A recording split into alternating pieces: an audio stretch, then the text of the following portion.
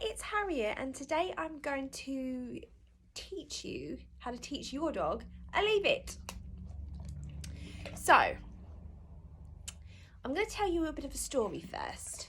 A couple of months ago, I just came home from work and I quickly made myself a cheese sandwich and I left it on the side, and I thought, oh God, I could do with a coffee. I haven't got long before I have to go and pick up my daughter.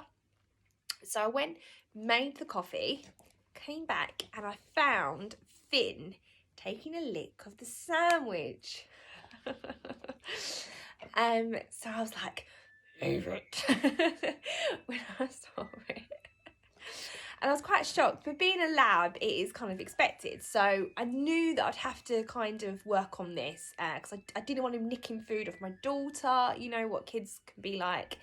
So we have worked a lot with this. And there's a number of things that you can do. But what I found a lot more helpful really is you just need a piece of kibble or just a normal treat and something of high value. So like a piece of cheese or sausage. I'm going to use something different. I'm just going to use gravy bones because we've worked so hard on this. So the idea is that you ask them to leave the kibble and then reward him with a high value. So the reward has to be more something that he wants than what you've asked him to leave, if that makes sense. And then once you work on it and keep doing it, what you can do is you'll get to the stage where you can ask him to leave the high value treat like the cheese or the sausage and then reward him with the kibble. But obviously that's like when you've done this and it's been proven, and so when you see me do it, you will see that obviously we've practiced this a lot. And it is really good for their self-control as well, which is basically really, really important. And you can see like the mental energy like in his eyes to not take the food. You can just see, and and this is a really good brain game as well. But it does obviously teach leave it, and it does help with their self-control, which is really important if your dog is obsessed with food. So I'll show you in a sec. Right. There we go. Right. So, right, come here. Right. Oh, this is a bit crumbly. God, you might as well have that as it's gone crumbly. Right. Right, so this is the bit of kibble that you're going to stick here, and then you're going to ask leave.